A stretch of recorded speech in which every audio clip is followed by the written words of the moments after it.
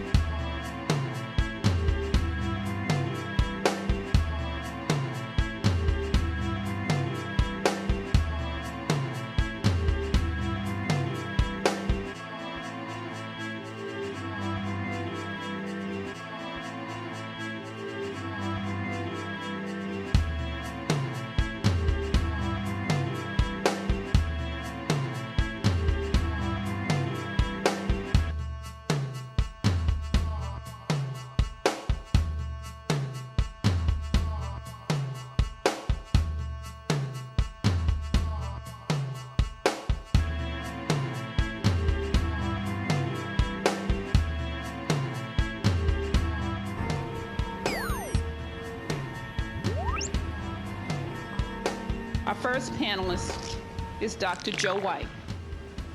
For the past 41 years, Dr. White has enjoyed a distinguished career in the field of psychology and mental health.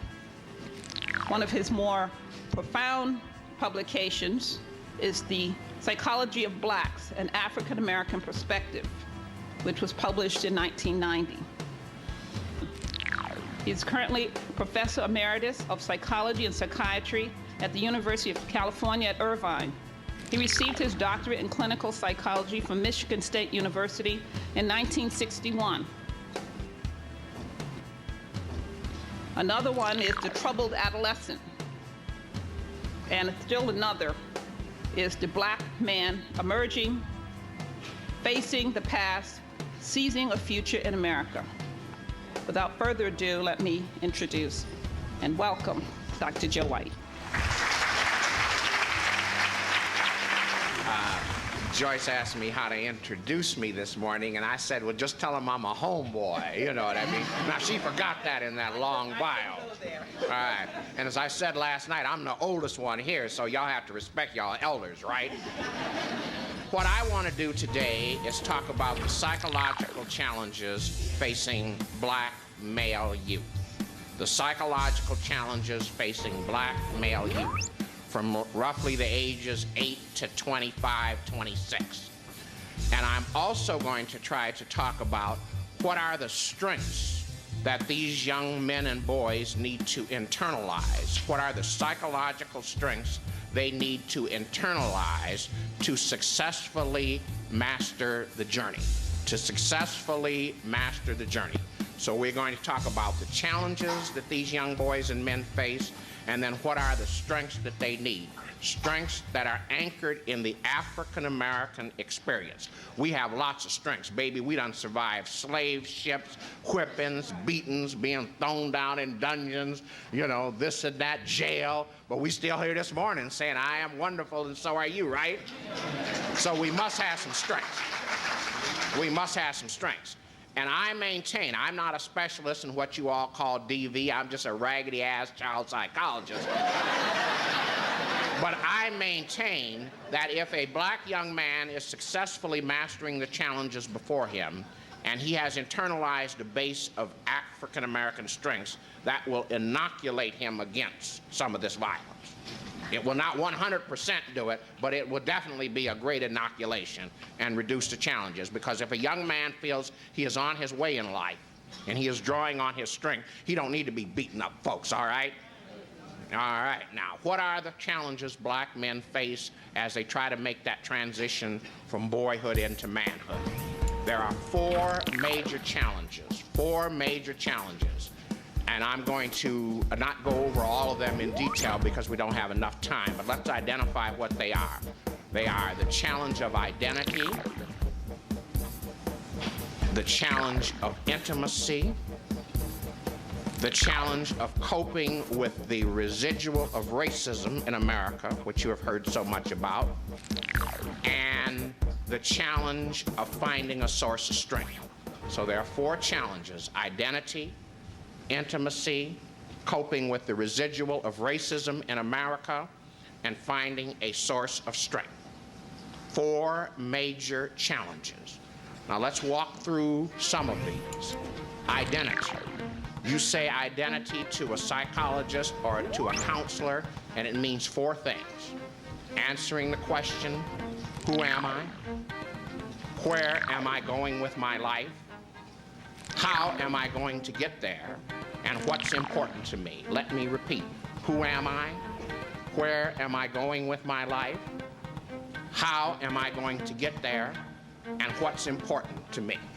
Now, in Psychology 1A, we try to get cute and we talk about self-concept, values, strategies, goals, but that's what we mean, who am I? Now, to the best of my understanding, a young man dreams a dream. All young men have dreams. Dreams a dream of what he wants to be in this world. And while the dream contains occupation, it is bigger than occupation. The dream is, how can I be powerful in the world of other adults? How can I be strong in the world of other adults? How can I be respected in the world of other adults? And if you don't think respect is important to a black male, you go down here on Broad Street and walk toward North Philly, and the first brother you see that's 6'4", looks like a linebacker for the Philadelphia Eagles, you diss him. And for those who don't understand what dissing is, that's disrespect. You diss him and you'll get your ass whooped, then you'll come back here and you say, oh, Professor White, I knew what you was talking about now. I know now. Respect is important. So the brother want respect out there, right? Very important. Now then, all young men in America dream dreams, not just black men. The problem in America is, in a country that has a history of stone rock-bottom racism, can you find a pathway into the dream? Some of you read Langston Hughes' poem in college, What Happens to a Dream Deferred? Does it dry up in the sun? You saw Lorraine Hornsberry's play, Raisin in the Sun. The black community is filled with broken dreams. You see brother standing on the corner. Brother had a dream once. Brother in prison had a dream once.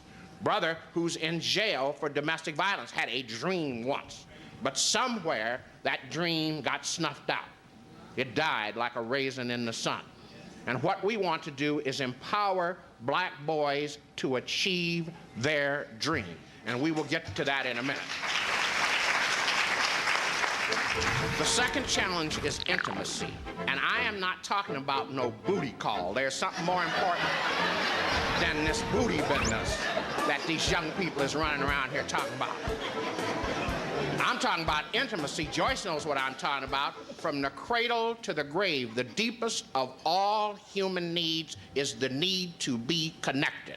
Every nurse in this room who's ever worked on a premature baby ward knows that these Europeans have the technology to keep the baby alive. They got all kind of technology up there with those incubators. But they tell that student nurse to take that baby up out of that incubator 4 times a day and do what to the baby? Hold the baby. Am I right or wrong? Because the baby needs the human nurturance. If the mother lives nearby, they ask the mom to come over there 2-3 times a day. They take off the mom's blouse, put a battery pack on that young woman, not a battery pack, a kangaroo pack, a kangaroo pack, so that the baby can be next to the mother's heart, right?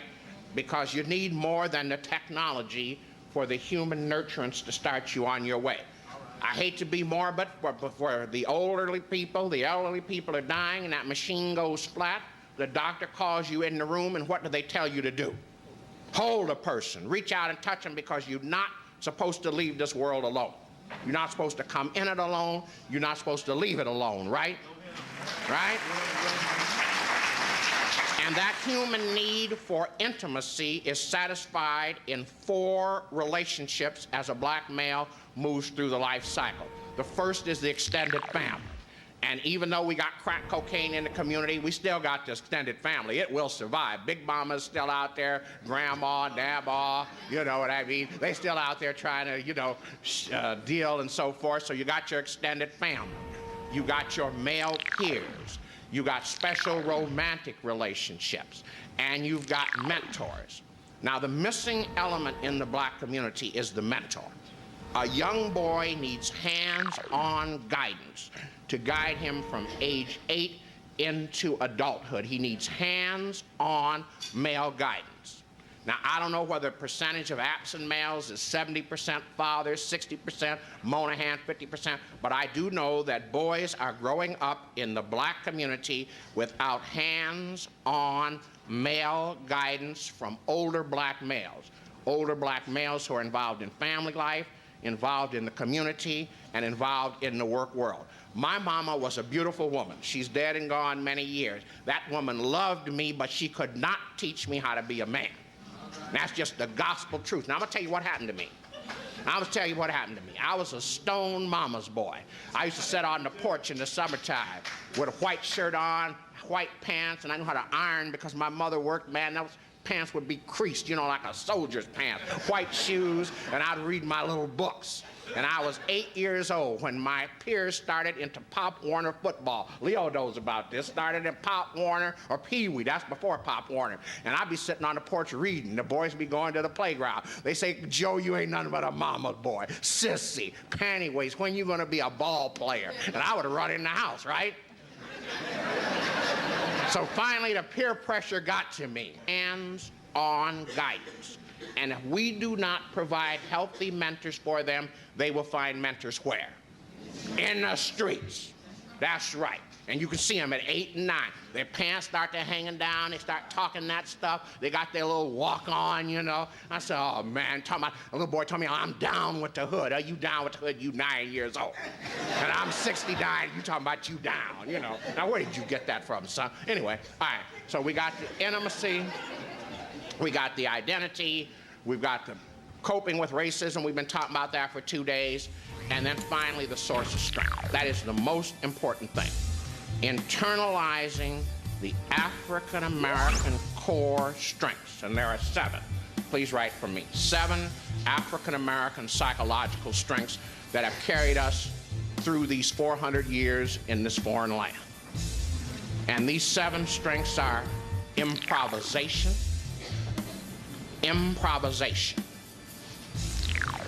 resilience is number 2, resilience. Number 3 is connectedness to others.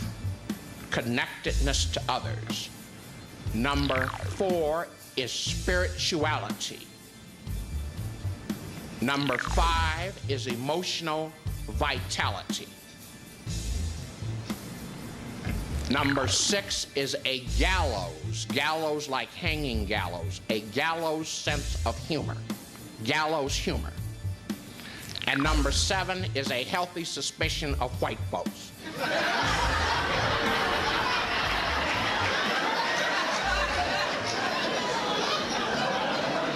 Now, in your curriculums that you are teaching these young boys and guiding them through school and in scouts and in mentorship, big brothers, prevention programs, this is what you want them to internalize. Now, let's walk through them real quickly in the time I have available. Improvisation. If you live in a country which has a history of not giving you an equal range of choices, and you want an equal range of choices, then you got to improvise. You got to be imaginative. You got to be creative. You got to be innovative. You remember that old song by Gladys Knight and the Pips? I got to use my imagination to make the best of a bad situation and keep on keeping on. All right? My mama used to improvise. She would wait out at the market at 6 o'clock when that market closed. The man would give her 4 steak bones. And she would come home, put those steak bones in a pot. We had preserves up in the closet there. Get some preserves out there, dump little vegetables, potatoes in there, cut up a few wieners, and baby, we had stew for dinner. Not only to feed her 3 children, but to feed my cousin and everybody else who wandered into the house, because my mama was not gonna let nobody leave her house hungry. Now, hungry is different from hungry. Hungry is when your 15-year-old daughter is laying up on the couch watching color TV, talking about, Mama, please go get me a Big Mac. That's hungry. Hungry is when you never had enough to eat during the Big Depression. That's hungry. Y'all know what hungry is. Resilience is the ability to recover from a setback. There is no way in this world, on God's green earth, a black male is going to go from 0 to 70 without having a setback. Failure is built in. Defeat is built in. The question is, can you get back up after a setback? Can you get back up after a setback and keep on keeping on? People talk about heal. People talk about closure. I've heard y'all use words like restoration. I say the goal is to heal and to become stronger in the broken places, to become stronger in the broken places. In the black community, psychological maturity cannot be achieved until you have paid your dues and become stronger in the broken places. You're never going to be the same after divorce. You're never going to be the same after violence. You're never going to be the same after death. The question is, can you incorporate that and grow stronger? Y'all been running around here putting the bad mouth on Marion Barry. Now, Marion Barry got caught up in a hotel room on national TV. He had a crack pipe in his mouth, and he was with a woman other than his wife on national TV. White folks said, oh, ain't that a shame? Ain't that terrible? He's up there smoking that crack with a woman other than his wife. We ought to put him away forever. Marion Barry fell down by the side of God. Remembered all them prayers his mother used to pray in a small church at Itta, Mississippi, said, if a man fall by the side of God, he shall rise again. I have never seen the righteous forsaken, nor his seed beg bread.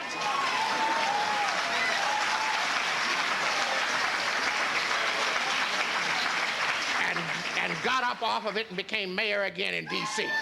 And white people say, oh, how could you elect such a terrible man? This and that and the other. I said, look, a boy came back from defeat and he became stronger in the broken places. And if you develop a therapy that can help people become stronger in the broken places, you will become the greatest counselor of the 21st century. Stronger in the broken places, all right?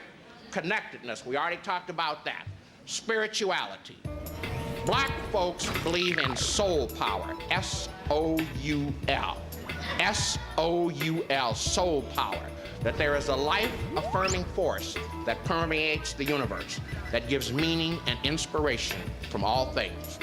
From the darkest days of slavery, we always believed that we would be delivered.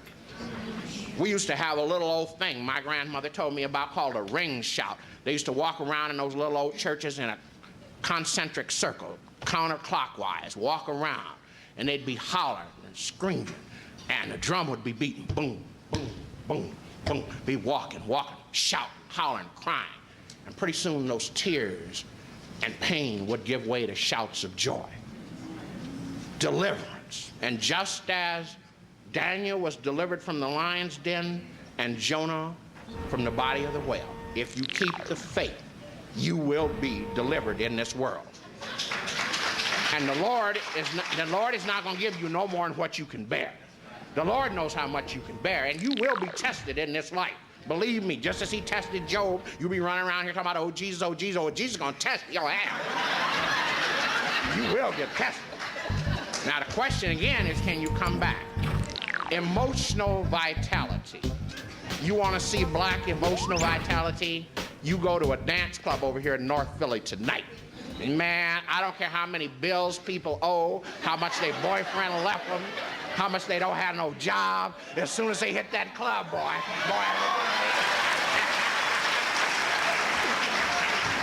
Now, I don't know if they teach dance therapy at the University of Pennsylvania or at Penn State. And you know something? Black dances are copied all over the world. A dance will develop in North Philly tonight. It'll be in San Francisco next week and in Japan the following week. And God is my witness, because my youngest daughter, I've got 3 daughters, my youngest daughter is a geologist, and she goes all over the world looking for oil up under the ocean and some discipline called micropaleontology. I don't know what that is, but I know they be looking for oil. So a little old girl, she ain't but 5'1", she went over to Japan, on the Sea of Japan, looking for some oil. So she told me she was going to go to Tokyo and ride the subway. I said, well, sugar, you know, maybe you ought not to be riding no subway around there. You don't speak Japanese. She told me, I'm a woman of the 21st century. I said, well, go ahead on then, if that's what you want. Go ahead on. So the poor little old sister got lost over there in Tokyo. So sister heard some music coming out of a club, and it sounded like some San Francisco boogaloo music, you know what I mean? So she went on in the club, and here was these Japanese youngsters from Japan dancing like sisters and brothers from the Fillmore District in San Francisco or 7th Street over in West Oakland. What do you think about that? So the music had a common language. They all dancing together, and then they took her back to the ship. Ain't no big thing, right? And finally, you've got to develop a gallows sense of humor. You got to laugh and cry as you go through this world. Now, when you have cried your eyes out, and the worst tragedy you ever experienced, and all the tears are out, then there ain't nothing to do but stand back and laugh and say to hell with it and go on about your business. Now, Professor Langston Hughes, the poet, the great poet and writer, had a character named Jess Simple. Jesse B. Simple, better known as Simple.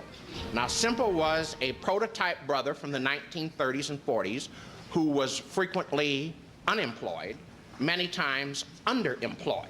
He pushed one of those carts through the garment district down there in New York City. We got brothers from New York City, one right there, pushing them carts down there through the garment district. And in the evening, Simple would philosophize. And so one day we catch Simple in the hospital, and he's recovering from pneumonia, and I want you to listen.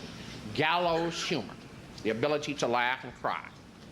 Simple said to his friend, not only am I half dead right now from pneumonia, but everything else has happened to me in this life.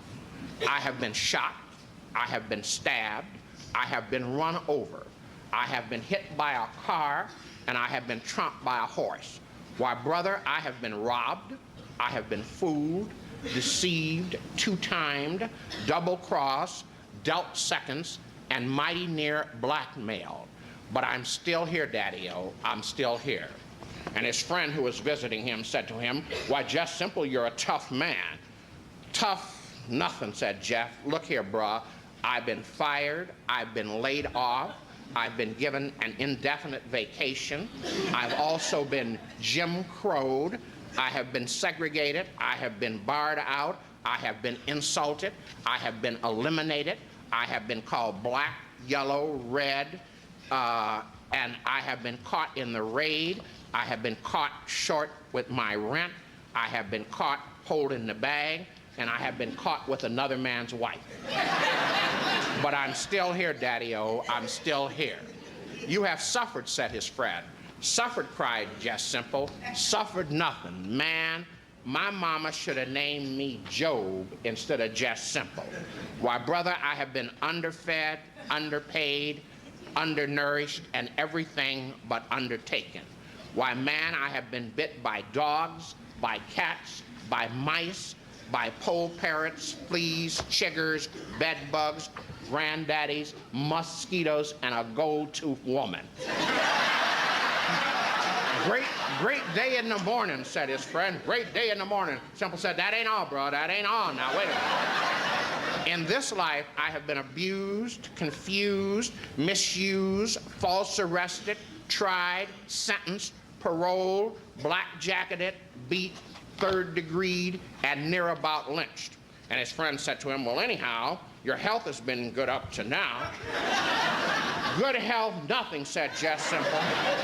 And he was waving his hands and kicking his feet. He said, well, man, looky here. I done had everything from a flat feet to a flat head. Why, man, I was born with the measles, and since that time I have had chicken pox, smallpox, whooping cough, croup, appendicitis, athlete's foot, tonsillitis, backaches, mumps, and a strain. But I'm still here, Daddy-O. I'm still here. Well, having survived all of that, said his friend, what are you afraid of now? Just Simple said, I am simply afraid that I will die before my time. The last thing is a healthy suspicion of white folks don't believe everything they say. Thank you.